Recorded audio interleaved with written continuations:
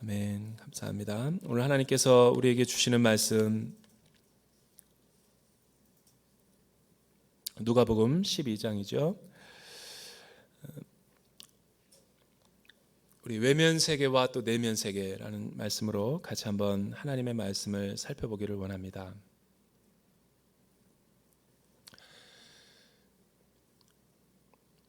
이 세상은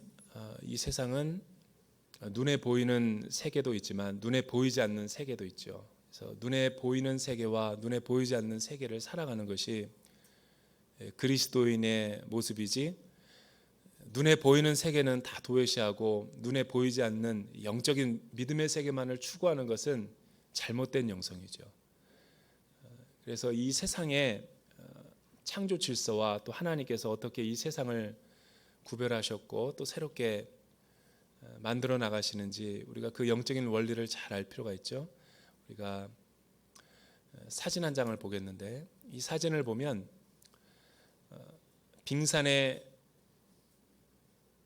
일부분과 또 북극과 남극의 우리 모습이 어떻게 구성되어 있는지를 알 수가 있죠. 저는 이 모습이야말로 우리 그리스도인의 참된 영성의 모습이다라고 생각되어질 때가 있는데, 그 빙산 수면 위에 있는 부분은 사실은 그렇게 큰 부분이 아니죠. 드러나 보이고 나타나고 현상적인 것들은 그 존재를 부정할 필요도 없지만 그 존재는 현상으로서 또 존재로서의 가치가 있는 거죠. 하나님을 모르는 많은 사람들은 이 눈에 보이는 이 현상의 세계만, 물리적이고 과학적이고 자연적인 법칙이 지배하는 그 모습만을 추구하며 일평생 살아갈 때가 참 많이 있죠. 그래서 눈에 보이지 않는 세계는 믿어지지 않으려고 하고, 또 이 이성으로 과학적으로 해석되지 않는 이 세계들은 수용하거나 받아들여지지 않으려고 하는 그런 우리의 잘못된 모습이 있죠. 알게 모르게 우리는 이 세상의 교육과 또 이 세상의 문화에 의해서 그렇게 세례를 받고 날마다 살아가고 있는 거죠. 하지만 이 세상은 우리가 하나님을 모르는 사람들이 인정하는 그런 과학적이고 이성적이고 논리적인 세계만 존재하는 것이 아니라 수면 아래에 보면 더 본질적이고 핵심적인 보이지 않는 세계의 모습도 존재하는 것이죠. 어떻게 보면 보이지 않는 모습은 뿌리라고 할 수 있고, 보이는 부분과 나타나는 부분은 그의 열매라고 할 수 있는 거죠. 우리 나무도 보면 그 뿌리가 있듯이 뿌리에서 생장점을 통해서 드러나는 나무와 가지의 모습이 있듯이, 저와 여러분의 생명을 가진 우리의 삶의 모습도 마찬가지라는 거예요. 우리가 육신적으로 눈으로 볼 수 있는 우리의 현상적인 이 가시적인 부분은 어떻게 보면 이 땅에서의 유한한 생명과 유한한 모습만을 가리키고 있을 뿐이죠. 하지만 하나님께서 창조하신 세계와 영적인 세계는 눈에 나타나는 그런 부분적이고 유한한 이 땅에서의 삶이 전부라기보다는 눈에 나타나지는 않아도 보이진 않아도 우리의 속사람과 우리 보이지 않는 영혼의 생명이 참된 생명이다라는 것을 이 성경의 66권은 일관되게 우리에게 보여주고 있고 나타내는 진리의 말씀이라는 것이죠. 만약에 어떤 사람이 인생을 살아가면서 사람들에게 눈에 보여지는 우리의 모습만 신경 쓰고 일평생을 살아가고 몰두하고 자신의 인생을 허비한다면 그는 인생을 떠나갈 때 통곡하며 자신의 인생을 잘못 살아왔음을 후회하게 될 거예요. 피터 스카지로 목사님이라는 분이 정서적으로 건강한 영성이라는 유명한 책을 썼죠. 그 유명한 책의 서론 부분에서 이런 이야기를 다루고 있어요. 우리나라 6.25 때 전쟁의 폐허 속에서 미국에 있는 밥 피어스 목사님과 영락교회 한경직 목사님과 함께 월드비전이라는 것이 만들어지게 되죠. 월드비전이 만들어진 목적과 이유는 전쟁의 고아들과 폐허 속에서 잿더미 속에서 많은 어린 생명들을 구원하기 위한 하나의 자선잔치를 시작하게 된 거죠. 그리고 이것을 기점으로 해서 전 세계에 수많은 보호받지 못하고 또 양육되지 못하는 이 전쟁과 또 재난 속에 있는 고아들을 구원하기 위한 이 NGO 단체가 바로 월드비전이었죠. 선명회라고 하는.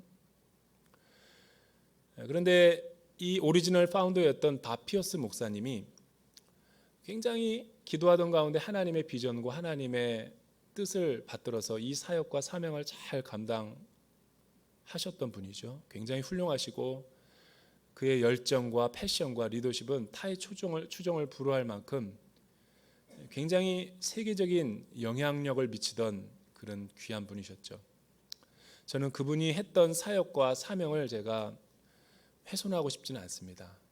그런데 이 피터 스카지로 목사님이 인용하는 그 부분은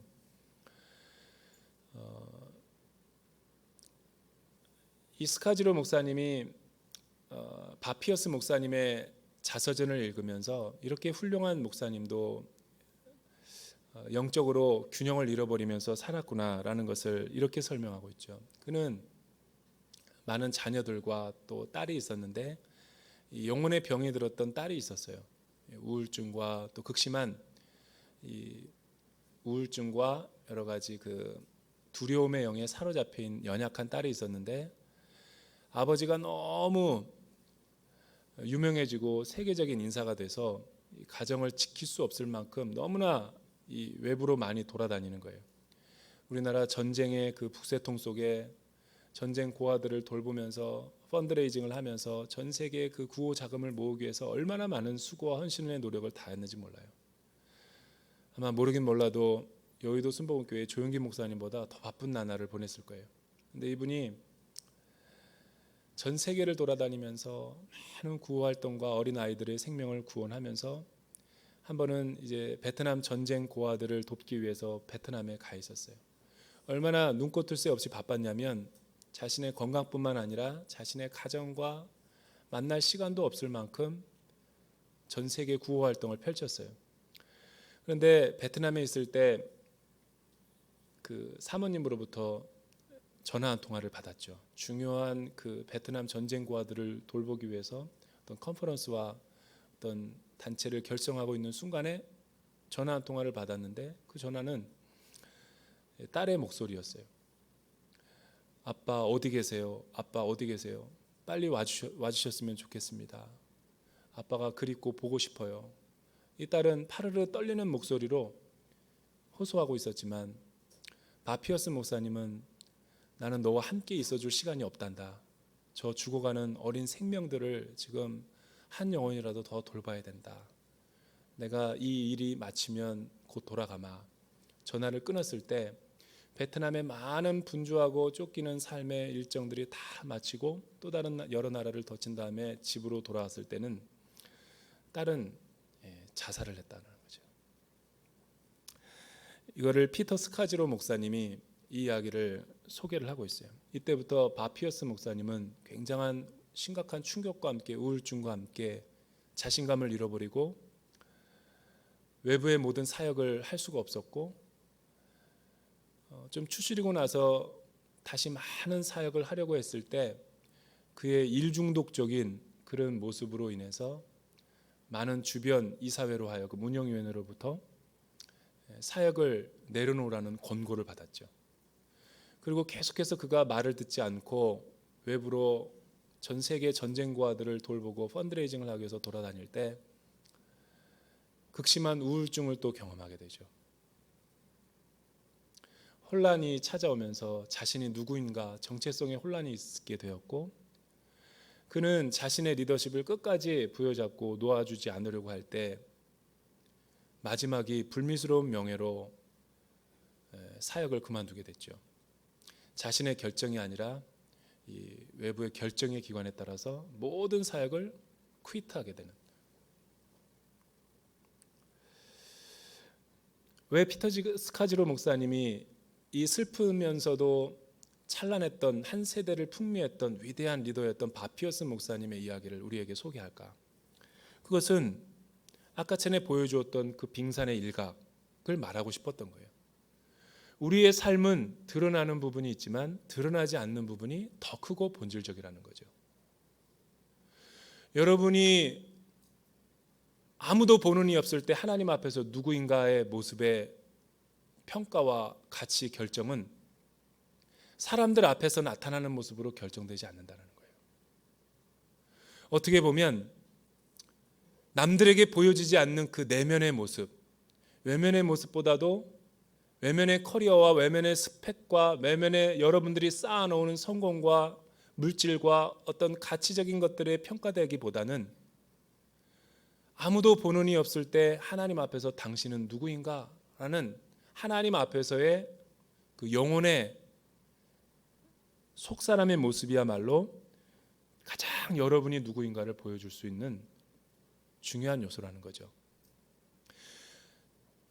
사람들과 교제하고 사람들과 관계성을 맺는 이 외면적인 모습에 의해서 우리가 누구인가가 결정되는 것이 아니라 보이지는 않지만 내 영혼의 모습 가운데 하나님과의 그 관계성의 모습이야말로 우리가 누구인가를 결정짓는 가장 중요한 요소라는 거예요.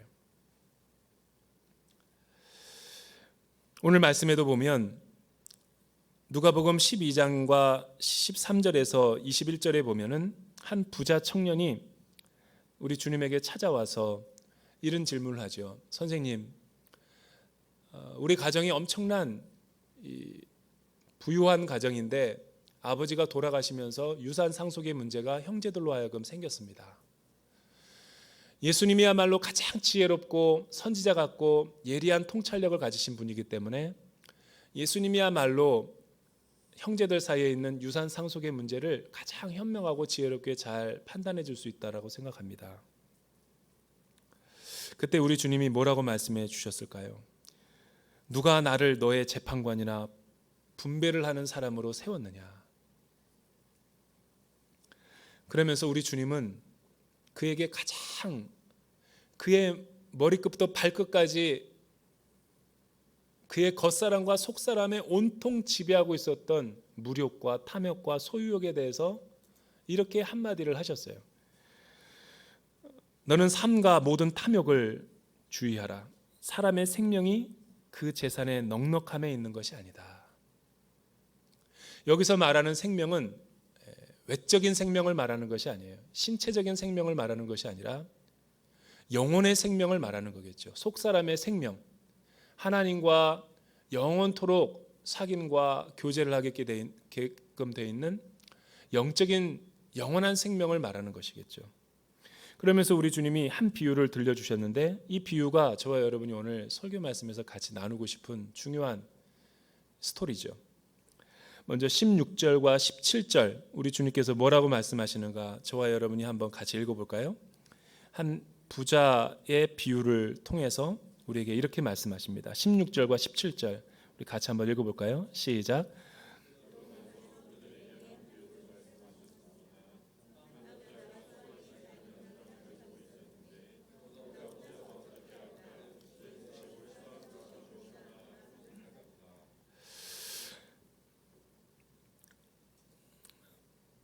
한 부자가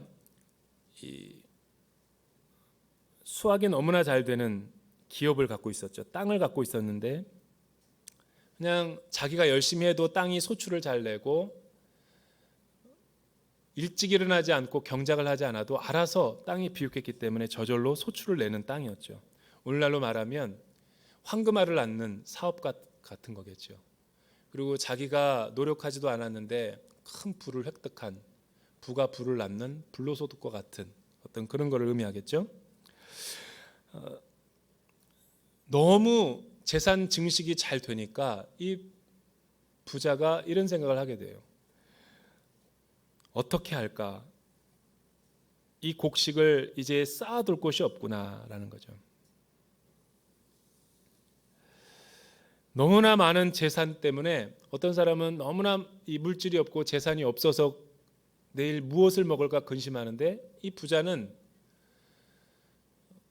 그냥 자기가 노력하지 않아도 저절로 재산이 증대되고 또 점점 더 많은 재산 때문에 행복한 고민을 하고 있는 거죠. 더 이상 이제 이 땅에는 쌓아둘 곳이 없을 만큼 이제 어떻게 내가 해야지만 이 재산을 쌓아둘 수 있을까, 이런 고민 좀 해봤으면 좋겠어요. 나도 굉장히 계산적이고 또 실용적이고 실질적인 문제를 고민하고 있었겠죠. 굉장히 그는 부자는 합리적인 사람이었어요.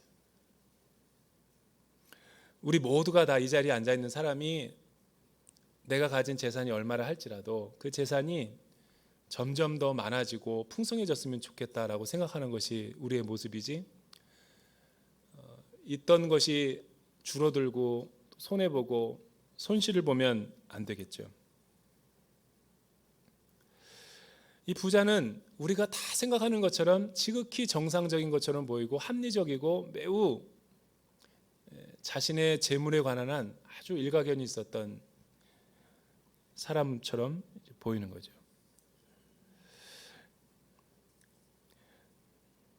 오늘날 저와 여러분들이 살아가고 있는 우리의 세계를 보여주고 있는 거죠. 오늘날 우리가 살고 있는 세계는 소위 말하면 과로사회, 피로사회라고 그래요.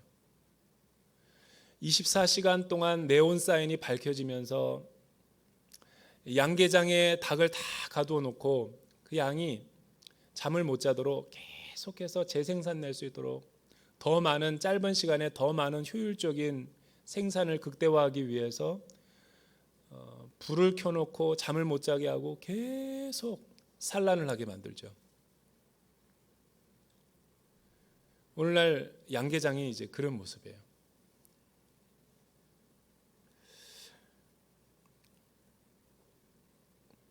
오늘날 우리의 밭을 보면 많은 사람들이 경작을 하죠. 경작을 하는데 일모자 가기에는 너무 시간과 공간이 아까우니까 더 이거를 쥐어 짜가지고 1년에 2모작 또 3모작 또 그 이상을 막 이 효율을 극대화하기 위해서, 생산을 극대화하기 위해서 얼마나 많은 공을 들이는지 몰라요. 이런 것이 다 우리의 프로그램과 우리의 이성적인 사고에 의해서 이렇게 추구되고 있는 거죠. 그래서 우리는 쉬지를 못해요. 그래서 어떤 유명한 사회학자가 이 대한민국과 우리가 살고 있는 사회를 피로사회, 과로사회다라고 밖에 표현을 못한 거죠. 이런 직장 시스템과 이런 현대인의 삶의 그 플랫폼에서 우리가 계속 이 메커니즘으로 돌아가게 되면 사람들이 눈이 흐리멍덩해져요.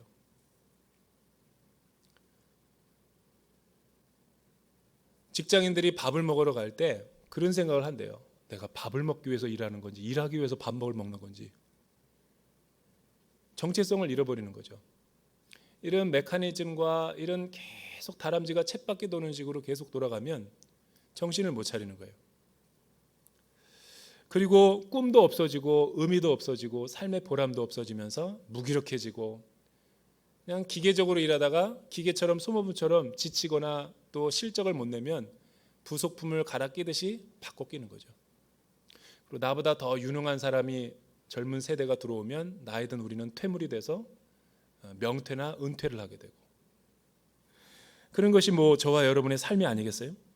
근데 이런 극심한 이런 사회 속에서 계속 우리가 돌아가다 보면 사람들은 영혼을 가진 존재이기 때문에, 외면적인 삶으로 만족이 안 되는 존재이기 때문에 영이 있는 사람들은 우울증에 빠져요. 우울증에 빠진다고요. 그래서 오늘날 잘 되는 병원이 정신과잖아요. 정신과에 가면은 약을 지어준대요. 그 약을 먹고 버티는 거죠. 불면증과 우울증과 또 자기가 일을 하고 있는 이 일을 놓아버리면 다른 사람들에게 기회가 뺏길까 봐 강박관념이 생기고 계속 이 선택장애 증후군이 생기죠. 더 심화되면 이런 것들이 해소가 돼야 되는데 해소가 안 되면 분노장애까지 있게 되는 거예요. 그래서 충동적인 일이 벌어지는 거예요.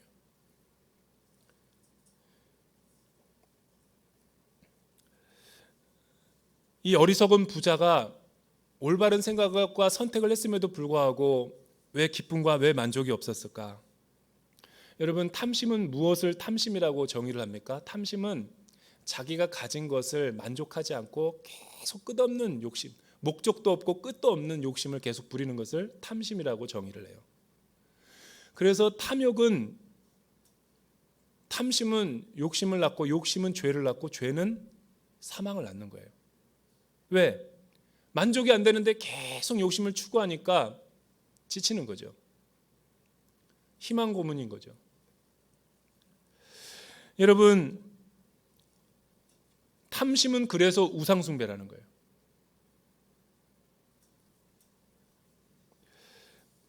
우리 시대의 문제가 바로 이런 거죠.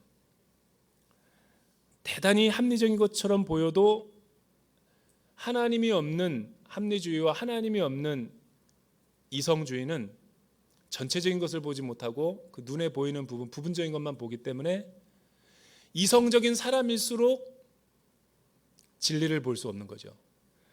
굉장히 합리적인 것 같은데 자기중심적으로 살아가는 거죠.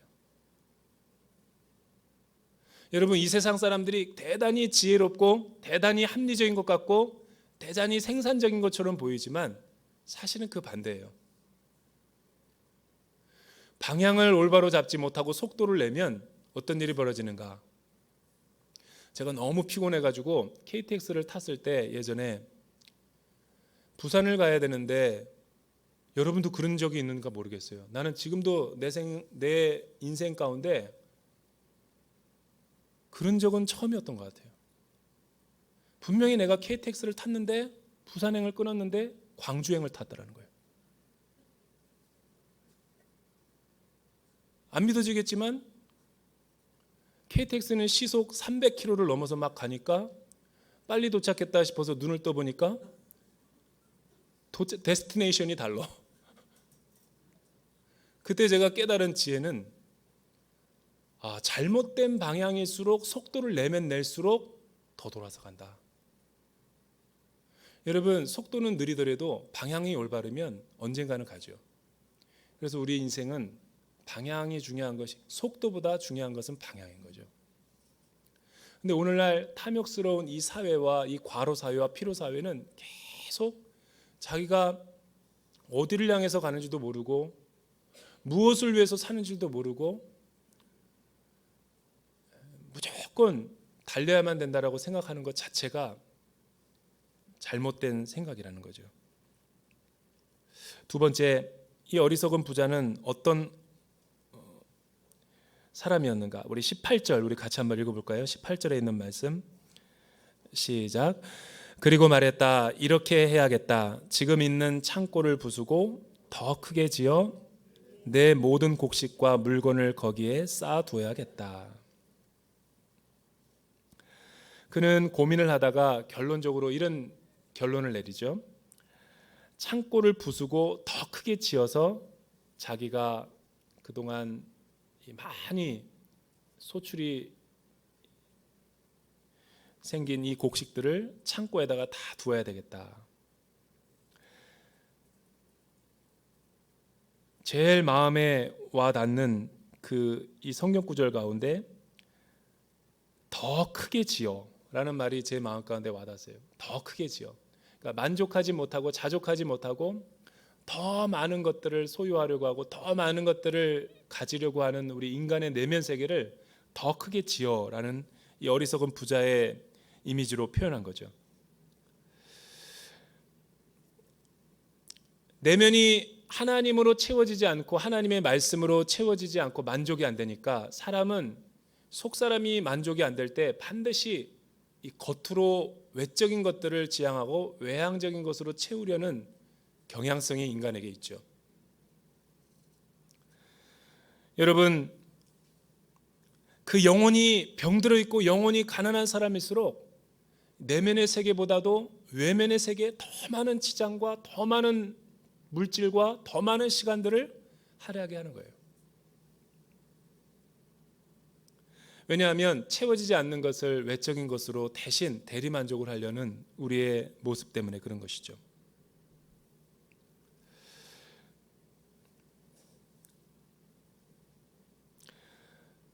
하지만 이 어리석은 부자가 선택한 이 결정이 왜 우리의 삶에 전혀 유익이 되지 못합니까?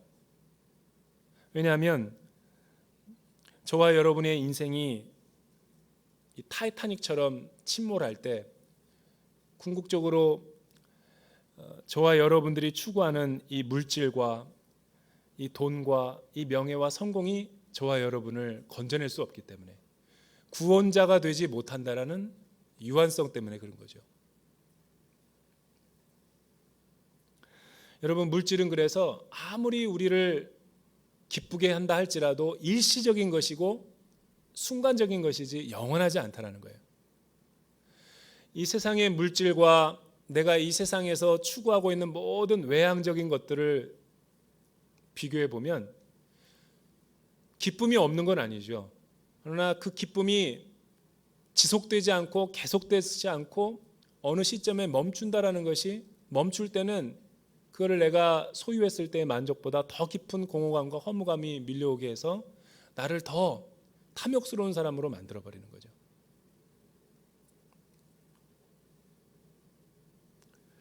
세 번째는 19절에 있는 말씀이에요. 여러분, 19절을 우리가 같이 한번 읽어볼까요? 19절에 있는 말씀. 이 어리석은 부자는 어떤 사람이었는가? 마지막 세 번째, 시작. 그리고 나서 내 영혼에게 말하겠다. 영혼아, 여러 해 동안 쓸 물건을 많이 쌓아두었으니 편히 쉬고 먹고 마시고 즐겨라.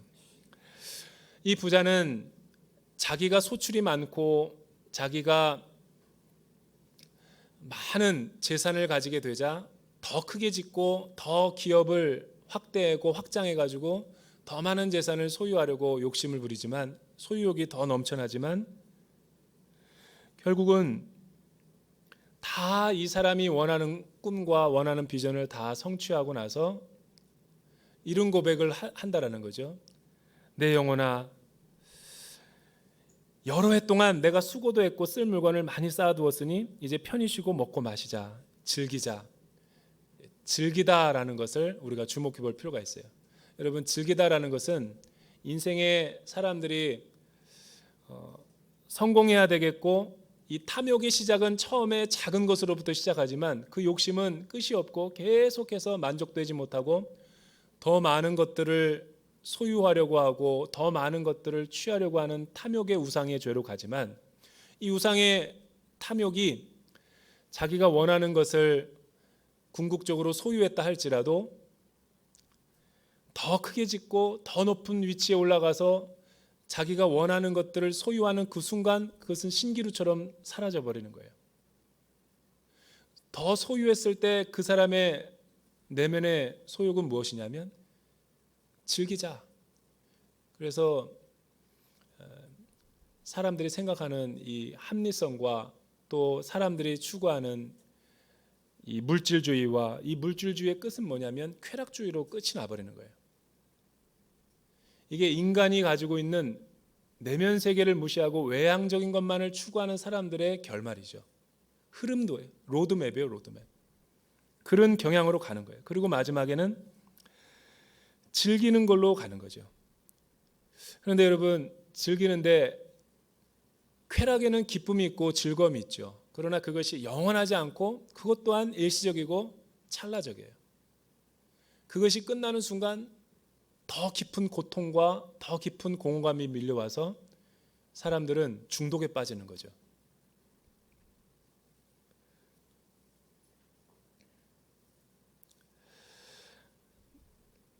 그것도 일시적이고 영원하지 않다라는 것을 우리에게 보여주는 거예요. 이 어리석은 부자의 생활 패턴을 우리 주님이 보시고 그렇게 마지막으로 말씀하시는 거죠. 이 사람은 자기가 제일 지혜롭고 똑똑한 것 같고 인생을 잘 계획해서 사는 것 같으면서도 우리 주님이 이 부자 청년에게 들려주는 이 비유 가운데는 중요한 영적인 진리 하나가 있어요. 바로 그거죠. 어리석은 사람아, 자기가 가장 똑똑한 사람인 줄 알았는데 우리 주님은 제일 바보다라고 표현한 거예요.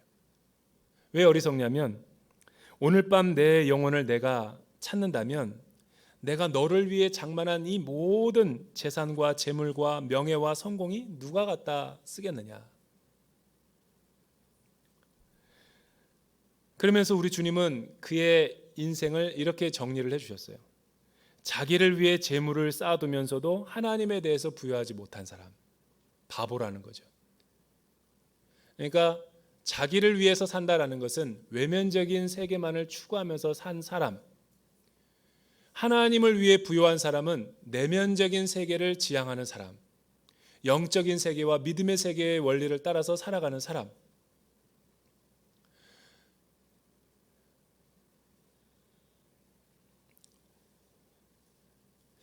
여러분, 우리 주님은 가장 지혜로운 사람을 어떤 사람이라고 이야기하셨냐면,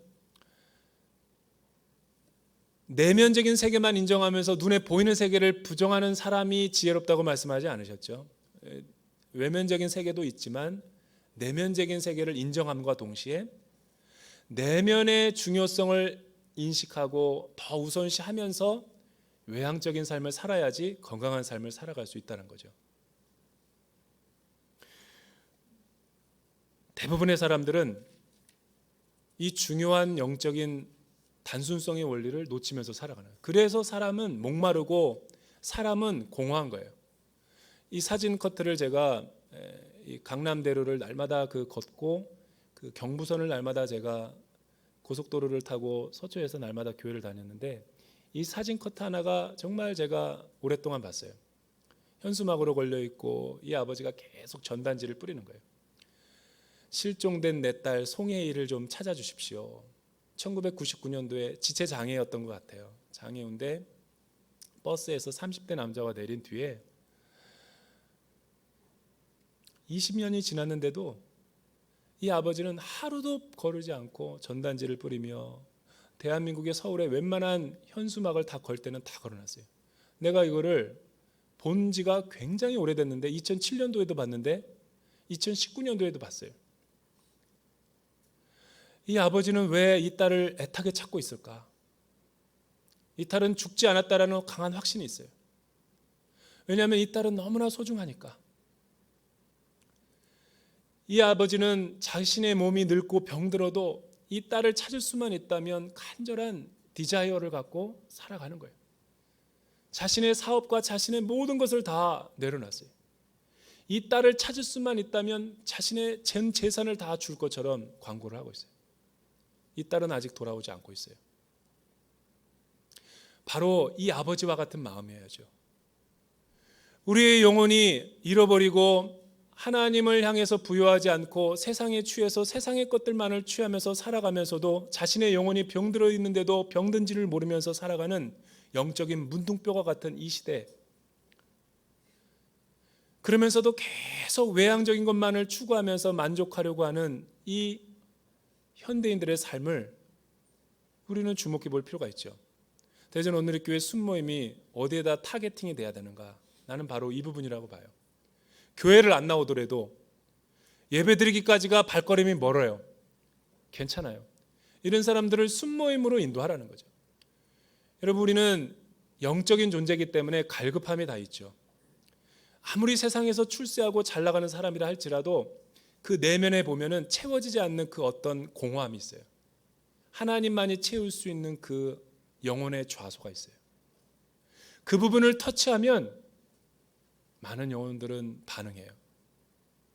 우리 순 맞춤 전도와 우리 순 모임이 영혼을 케어하고 영혼을 돌보는 모임이 돼야 되는 거예요. 그냥 먹고 마시고 나누고 우리끼리만 좋아하는 집안 잔치가 되어서는 안 되고, 여러분, 날마다 우리 주님이 먹고 마실 때마다 영혼의 문제를 건드렸듯이 이 송혜이 아버지가 이 딸의 영혼에 관심이 있듯이 이 영혼의 내면적인 삶에 관심을 갖고 한 사람 한 사람 이 순모임이 나오지 않는 영혼들에게 계속해서 영혼의 노크를 하고 하나님의 그 손길로 그들을 섬길 때 그들이 반응하는 거죠. 예수님은 왜 이 제일 세상에서 똑똑한 것처럼 보이는 이 부자를 가장 어리석은 바보라고 표현했는가? 그건 간단하죠. 땅의 것만을 추구했기 때문에, 외면적인 세계만을 추구했기 때문에 그런 거죠. 더 놀라운 사실은 오늘날 가장 첨단의 문명 세계를 살아가고 있는 21세기 우리 세계에도 가장 똑똑하다라고 생각하는 사람들조차도 자신의 인생을 이 바보 부자와 같이 살아가는 사람이 많아요.